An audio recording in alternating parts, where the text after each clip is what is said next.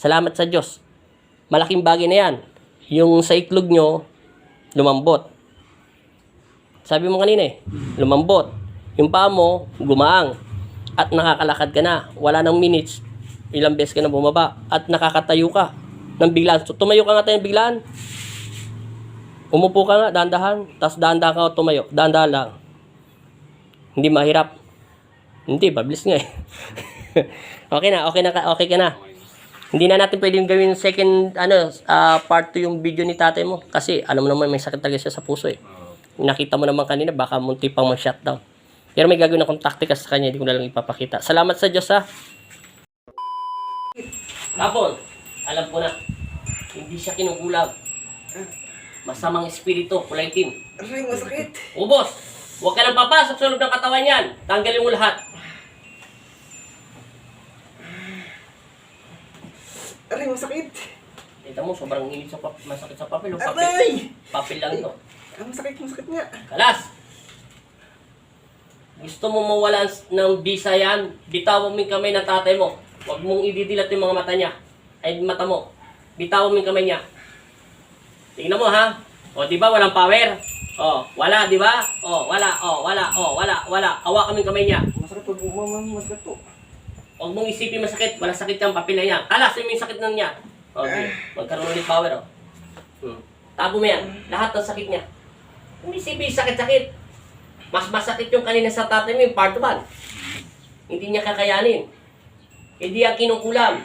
Merong masamang espiritu. Maitim na maitim. Maitim pa sa uling. Lalaki siya. Wala. Hindi siya kinukulam. Pero may tao dito nagagalit sa kanya, babae. Pero hindi siya kinukulam. O pwede siyang mausog nito. Babae lang. Pero yung lalaki, maitim. Spirit na maitim na lalaki. Ito lang, kapapasok ng Panginoon Kristo. Tapos mo lahat. Ikaw ang nagsabi, dumilim ang paningin mo, di ba? Opo. Yung dinasalan na kita, di ba? Opo. Para makakonect ka. Biglang dumilim yung paningin mo, di ba? Ako kanina pula, Anong kulay? Nung una pula, tapos biglang dumilim. Biglang dumilim. Oo. Nasa mundo ka ng kadiliman. Andun ka sa loob ng bahay nyo. Tingnan mo yung paligid mo. Habang nakapikit ka at kinakalas mo yung sakit ng tatay mo. Hindi. Doon yung mata mo lang igagalaw mo. Pula. Pula? Opo. Sige, kalas. At ano pa nakikita mo dyan? Ito dumilim. Dumilim? Ipikit mo lang yung mga mata mo para hindi siya makatakas. Tatay, naririnig mo ako. Tulungan mo yung anak mo at huwag kang masyadong sumandal. Gamitin mo yung kamay mo at ituro mo yung sakit mo. Hindi kanya nakikita. Ituro mo yung kamay niyan. Ibigay mo lahat yung sakit. Huwag kang... Yan, itapo mo. Huwag pabayaan mo siya para basta ituro mo lang, alalayan mo lang siya pag nawakan. Yan, lahat linisin, buong katawan. Aray! Sige, bilisan mo pagkalas. Oo. Sige, lahat. Huwag ka magsasalita. Kailangan may pagmamahal ang pagkakalas mo sa sakit-sakit ng tatay mo. May sakit kasi siya sa puso Sa part 1, hindi natin kakayanin pero malaki ng pinagbago niyan. Sabi niya, hindi siya makalakad ng ilang minuto lang. Pero matagal ko na siya pinalabas doon sa sasakyan nyo, sa labas ng gate namin. Siya lang nagsabi na nakakalakad na siya ng maigi. Sige, huwag mo lahat ng buong katawan niya. Sige, pagpagi mo ng pagpagi. Pagdating dyan sa baba, pagpagi mo, umurong ka ng konti. Huwag ka lang didilat. Pagpagi mo, pati pa niya. Iangat mo tayong pa mo. Para alam niya. Yang hita lang, huwag na yung talampakan. Yang hita hanggang tuhod lang. Yan. Yung kabila. Yan, kapay mo na lang. Kailan mapahinto mo itong papel? Di ba naniwala ka na? Pag binitawan mo yung tatay mo, walang power, di ba? Pagka dinikit mo yung kamay mo sa kanya, bigla ka nasasaktan, di ba? Yan ang sinasabing medium. Hindi to pwede kausapin. Masamang espiritu to. Basta't may pinakita sa aking babae, may nagagalit sa inyo. Kalkulado ko yung babae sa inyo nagagalit.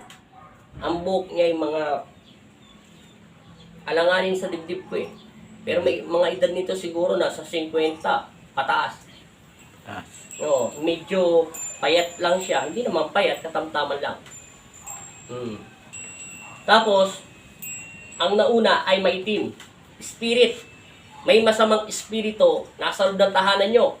Kaya hindi ka nakakatulog sa loob ng bahay nyo. Kalas na kalas. Kung sasabihin kinukulam ka, Hindi ko pa masasagot kasi walang nire-respond ng Diyos. Inatanong ko na to sa Panginoon Kristo kanina pa. Nangawit na ako. Likuran, huwag mong isipin nangangawit ka. Kasi pag huminto to, wala na. Hindi ka na nasasaktan. Hindi na po. Hindi na. Kahit katiting, Medyo konti. linisin mo pa. Meron pa yung natitira kahit katiting. Yes, yun po. Papel na lang yan. Puspusin mo, tanggalin yung likuran niya, pati yung dibdib niya, kasi lagi siya kinakapos ng hangin. Di baling hirap-hirap ka konti maglakad, huwag ka lang kapusin ng hangin dahil mahirap yun. Baka malunod ka, matigok ka. Hindi. Diyan, tingnan mo yung tatay mo. Tingnan mo mukha niya. Hindi, huwag mong titigan yan. Yung tumititig, yung kapatid mo. Huwag mong bubulat ka mata mo. Tingnan mo, nagbabago ng mukhang tatay mo. Hindi na siya mukhang duwende. Hindi na. Mukhang tao na. Natawa ko lang kayo tayo, ha? Hinto mo yung kamay mo. Huwag mo gagalawin, ha? Idilat mo yung mata mo tayo. Bitaw mo siya. Bitaw mo yung kamay ng anak mo. Linisin mo yung katawan mo, yung kinuha mo sakit. Lumayo ka dyan sa kanya. Hindi. Huwag ka na lumayo. Siya lalayo yung tatay mo. Umalis ka muna dyan, tayo. Pasensya na. Nakatabay ka muna kayo. Linisin mo yung sakit mo. Yung sakit lahat na kinuha mo sa tatay mo. Tapon mo. Kung sa mo siya hinawakan lahat, linisin mo yung katawan mo. Itapon mo yan. Pag hindi mo tinapon yan, Sa ililipat yan. sa ililipat yan. O kita mo, di ba, nasaktan ka? Kanina, pag hindi ka nakahawak, hindi ka nasasaktan, di ba? Ngayon, nasasaktan ka dahil sa'yo lahat yung sakit. Tapon mo lahat. Lahat ng tinanggal mo sa tatay mo, tanggalin mo. Ano paramdam niyo, tay? Huwag mo akong pakinggan. Basta may kinakausap ng tatay mo, kalasin mo ng kalasin. Hanggang wala akong sinasabi. Ano paramdam niyo? Ginawa na. Mas maginhawa ngayon sa part 2. Alam mo, kanina hindi na ako gagamit sa ng medium sa anak mo eh. Talaga naman may sakit ka sa puso eh. Kanina, para kang mamamatay na. Naisip mo na mamamatay ka na. May ko na eh. Parang maghinto yung tibok ng puso mo. Kasi, body spirit yan tayo. Meron nakatira sa loob ng bahay nyo. Dati nung kubo yung bahay namin na yun, may kinakasama ako ron. May nakikita talaga ako doon, kulay itim. May itim na ano, kanino. Hindi ka tayo kinukulam.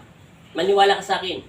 Yung sinasabi ng kapwa ko manggagamot, malakas lang. Alam niya sakit mo eh. Kasi kung kinukulam ka, hindi lahat namang kukulam, alam niya sakit mo. Dahil hindi ka naman niya kilala eh. Tao pa rin siya. Kumukuha lang siya ng lakas sa demonyo o sa nino siya mga nagkumukuha o kahit sa elemento. Hindi ang katulad ng mga spirit ng mga itim.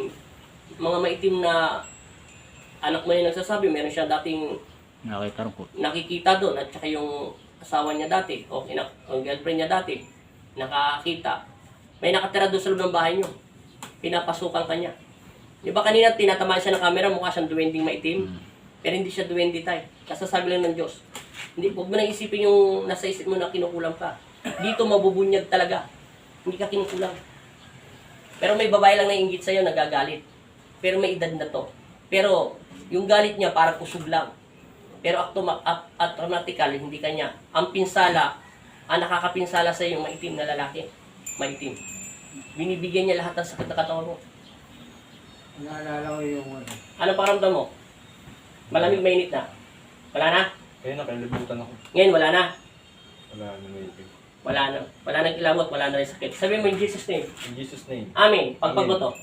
Ito lang, ito lang. Hindi, ganun mo. Amen. Amen. Yuko na konti. Dilat. Maliwanag na. Pikit ka. Maliwanag, madilim. Natural. Pula na. Ha? Pula na. Wala nang ano. Wala na. Dilat. Okay na yan. Lumilat ka na. Subukan mo tayo maglakad. Tiramin muna natin to. Kainumin mo siya. Anong pinagbago? Subukan mo. Kanina sabi mo, pinalakad kita doon. Dati hindi mo nagagawa yon. Sige, inom ka muna tubig. 12 minutes pa lang naman tayo. Ito na yung part na ginawa natin. Okay, lakad ka. Tingnan natin kung anong pinagbago. Mabilis na tumayo. Kanina, hirap na hirap kayo tumayo. Tingnan mo yung panya nung minimpis na, Tingnan mo, bumabakat na yung mga ano nyo. Pagpag mo tayong sakit. Tingnan natin kung mapapagod ka. Dati sabi mo, segundo, ano ba sabi niya? Minutes lang ba yun?